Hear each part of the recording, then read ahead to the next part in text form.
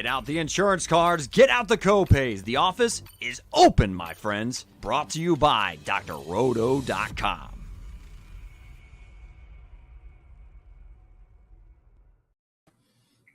Good morning, all my friends. We are back at it after a long hiatus for In the Cup. Compliments of drroto.com. Get out your insurance cards. Get out your copays. The office is open, my friends. Adam White, how are you? It's been a while. Danger, I'm doing great, buddy. Glad to be back on the air with you. Hopefully my cats will stay off the table so we can get this done. But he's so pretty. It's okay. He's so pretty. I love it. All right, buddy. Well, what we have on tap today in the Cup is we're playing at the TPC Scottsdale. We're heading out to the Waste Management Phoenix Open. Traditionally, this has been kind of the kickoff to the big names joining the tour for the year, but with a couple of signature events, as they call them, that have popped up earlier. We actually kind of have a reduced field today. What do you think of that? I actually kind of like it. You're right. It's been kind of that lead up to the season really getting going. It's almost like the NBA around Christmas time where you're like, all right, I know it's been going, but now it's really time to start paying attention. But we got a decent field. Couple guys dropped out, but I think that can lead to more of an advantage for us since we know where the condensed ownership is going to be. We can pivot strategically. I like it. So this course is, it's fairly long, I guess, at par 71. Elevation brings that down a little bit, but I understand there's some cold weather front coming in, might keep the ball flight down a little bit. Are you concerned at all about weather, or is it just good to go? Yeah, it's not really changing my strategy at all, but yeah, traditionally, the ball goes about 20 yards further off the tee at this particular course due to elevation and firm fairways, but I'm not changing my strategy based on a little bit of colder than seasonally expected weather in the desert. But I think we got some good stat categories to look at and see if we can identify some good plays for the week. I like it. Well, you can read Alicia Hunt or at Hunt in Millions on Twitter or X, however you want to call it, her article over at drroto.com, and she has highlighted some of her favorite plays. And her key stats are driving distance and accuracy, shots gained around the green, putting on POA, approach, and off the tee. I like it. I got a lot of guys that I'm really looking forward to you helping me break down. Let's start with the overwhelming favorite, not only in the odds, not only in the PGA rankings, but also all of my simulations and optimizers tell me that Scottie Scheffler, even at 40% ownership, has got to be played. It almost feels that way. Two-time defending champ. He played well last week, kind of struggled on the greens on Saturday, which might be the final round. But yeah, it's hard to take Scottie out of your lineups. Just expanding a little bit on some of the strategy for categories like birdie or better percentage is always one that I want to look at. And this course is actually more difficult to hit it close on your approach shots than almost any on tour. So proximity to the hole is usually a little bit further away than your typical week to week. So I like the guys that can really get hot with the irons and create a lot of opportunities. Scottie's obviously one of those guys. Like Scottie, he's the best iron player pretty much in the game at this point. And if his putter can heat up a little bit, he's got a new flat stick this year from Olsen Manufacturing. And yeah, if he putts, I mean, he'll be top three, if not win. So hard to get away from him, but we'll talk about kind of going to a little more of a balanced lineup here to Sure. traditional or the most common kind of roster construction this week. And that's really the key to DFS. First of all, is getting all six through the cut. That's number one, right? And the big problem is when you take a guy like Scottie, even though I love him, and if I'm playing more than one lineup, he's going to be in most of them. The problem being is when you take the guy all the way at the top, it kind of gets you pigeonholed in the same pivots as everyone else. And that's where it really kind of struggles. So let's look at some other guys at the top. How about Sam Burns? He's a local guy. This is his local course. He's getting a lot of love, but his ownership still projects, reasonably at 12 to 13% right now. Yeah, I do like Burns. There's reasons to like him. We talked about pre-show. It's a course where course history tends to repeat itself. If you've played well here a few times in the past, you tend to play well again. It's not quite to the level of Augusta, but it's not too far off either. So you got to like Burns. But again, he's one of those guys, especially with Hovland and with Xander withdrawing. We know where the ownership's going to go up top. It's going to be on Scheffler. It's going to be on Burns. It's going to be on JT. So because of that, I do like some pivots a bit more. I can't give you any statistical reasons why we wouldn't like Burns. but I really do like Spieth as a pivot up top. I think he's a guy who's shown upside here. He's got that course history. He didn't putt well last week, but this is an easier than average putting course than most on tour. So I think it's one where he can kind of right the ship on the greens and a lot of birdies and create some opportunities. So he's my favorite pivot up top.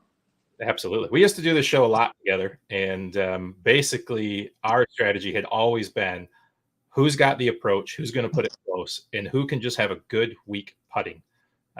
And that's won us some money when we've taken guys whose putter hasn't been great, but put it together for a round when everything else looked good. And I agree with you. I think that's a Jordan Spieth kind of week for me. The other guy that pops up at the top quite a bit, there's two of them really, Max Homa, who really fits this course perfectly, in Sungjae Im. Talk to me about them. Yeah, Sungjae is one of those guys that I think you can rely on him this week to most likely finish top 20, if not top 10. He's going to garner some ownership as well, so he's got a pretty decent course history here.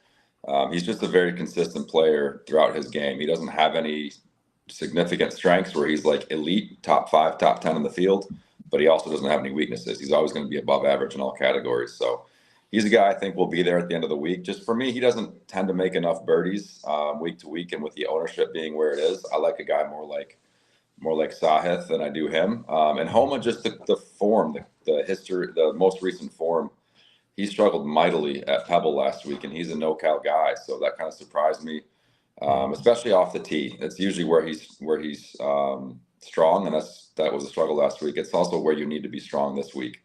So he's just not quite checking those boxes for me. He tends to be a form player, so I don't see Homa bouncing back this week. The guys are like in the 9K range. Spieth and Sahith makes a ton of birdies. Contended here 2 years ago.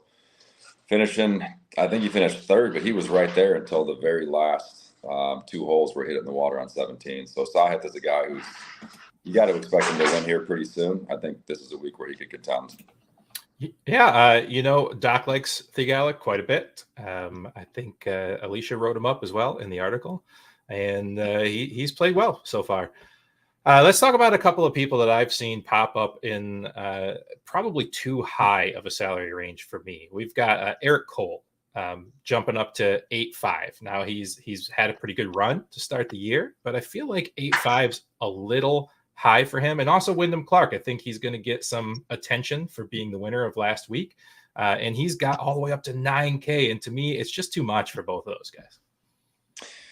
I agree with you. I think with Wyndham, first of all, it was an incredible round on Saturday. To shoot 60 on that golf course with a bogey is just otherworldly good for those other 17 holes. But with that being the case, it's going to be hard to ride that momentum, I think, into this week. We've talked in the past, too, about the partying aspect of this week in Phoenix. You mean the Wasted Management Open? Yeah, it could definitely be appropriately renamed there, especially with the 16th hole being a little wild. But, yeah, I'm with you on the fades on both those guys. I think, I look at golfers like stocks. I think there's going to be a lot of attention on Eric Cole. There's going to be a good bit of attention on Wyndham Clark. So I think it's a good time to pivot to some guys will have lower ownership with at least as good, if not better, opportunities to contend this week.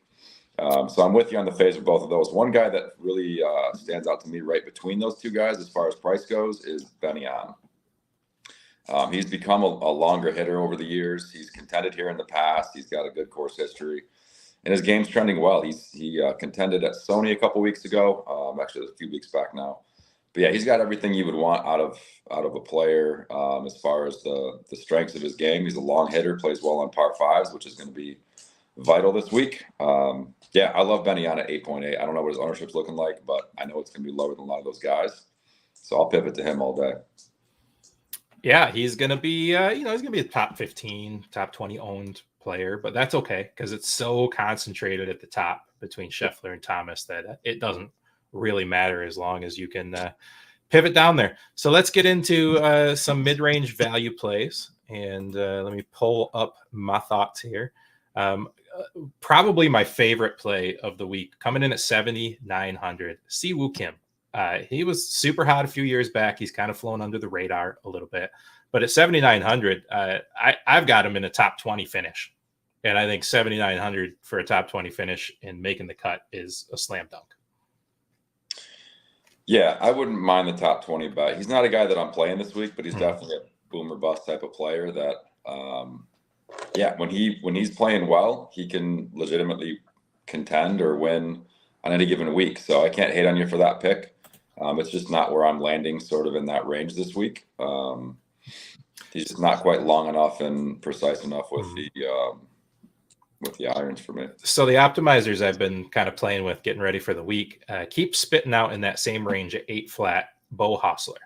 I don't know much about Bo. Tell me about Bo. Yeah, so Bo's the guy. He's had to really grind as a pro, but he's gotten a little bit better each year, really across the board. And he's the guy I was on last week at Pebble, had a good top 20 finish there. I don't think he's the guy that's going to flash and shoot, 64, 63 in any given round. But I think he'll kind of plot his way around, shoot 3, 4, 5 under each day if he's going to contend, and sort of be there in the mix at the end. I don't mind him. He's a very good iron player, plays a pretty consistent draw. Decent off the tee. That's the one concern I'd have, is that he's not a great player off the tee, so he's not going to create those opportunities to hit par 5s and 2, like some of the guys we've talked about and a couple that we're about to. But yeah, I don't mind Hostler. He's like a safe, solid play. You know what you're going to get out of him. I'd be shocked if you missed the cut. So yeah, I couldn't steer you away from him depending on what you need out of that position in your lineup. Sure. Now, because I like guys like Spieth, JT Poston, Sam Burns, Max Homa, I'm going to find myself digging deep probably for 2 of my 6 roster spots. So talk to me about mid 7,000s and ultra bargains that have a good shot of making that cut for me so I can build a little stars and scrubs. So if you're looking to go Scheffler up top, obviously you got to hit some guys in the 6K range, low 7Ks. Now, personally, I think I'm going to go with the balanced lineup this week and just risk it that Scotty doesn't finish so high that he has to be in your optimal lineup for the week. But if you're going Scotty up top and then you want to pair him with one of those guys like Burns, Homa, somebody in that 9K range, I actually like Taylor Montgomery a lot at 7.4. So super long hitter, can get really, really hot with the flat stick. He's actually a consistently good putter. So if you're not going to be able to hit the ball as close at this course, you want guys who can make putts in that 10 to 20 foot range. Montgomery does that for me. And then Jake Knapp is a guy who a couple weeks ago at Torrey, he finished 3 straight rounds, gaining strokes off the tee on approach and on and around the greens, which is very, very difficult to do. So he's the guy that looks like he's got the game and he's very long. So he's the guy that could put up a lot of birdies for you, not just make the cut, but actually finish, top 20, 25 in DraftKings scoring at 6.9. So those are a couple of my favorite sort of bargain plays this week that offer you a lot of upside. I like it. So another site that I like to use besides PayDirt simulations at paydirtdfs.com, I really like using Data Golf. Have you gone through Data Golf? Yeah. I'm not a paid user. I just see like the stuff we all can just go to and look at the top, and it kind of breaks down their favorite categories for the course. A couple of guys that pop kind of above their price range, Brendan Todd, Denny McCarthy. Both are top 10 in the, just the generic rankings on their page, and they're both in the mid 7,000 runs here. Can you get behind either of those guys? I could get behind McCarthy over Todd. He's gotten a lot longer off the tee over the years. He creates a little more opportunities than he used to, but he's a guy that relies on his putter. McCarthy's known for being a great putter year in, year out on tour. Top 5, top 10 guy on the entire tour. So yeah, any given week on easier greens like this, he could make a boatload of those, 12 to 20 foot putts that we're talking about. So McCarthy's a guy that I'm sure he'll have reasonable ownership. He's a name that's sort of been on people's radar since last year. We had a great run in the summer, but I could get on board with him. Brendan Todd, I think I have a bad taste in my mouth from last week. I was on him last week and he kind of just fizzled out. So I'm going to use that recency bias against him. And you're not alone there. My simulations that I run have him as one of the biggest negative leverage plays of the week. Yeah, I just don't see anything he does that really. He's a plotter. When you have a shorter course like Pebble, where he can take advantage of a lot of players hitting approach shots from the same range, same distance range, great. But he's not going to create a lot of eagle opportunities or 2-putt birdie opportunities on par 5s. Right.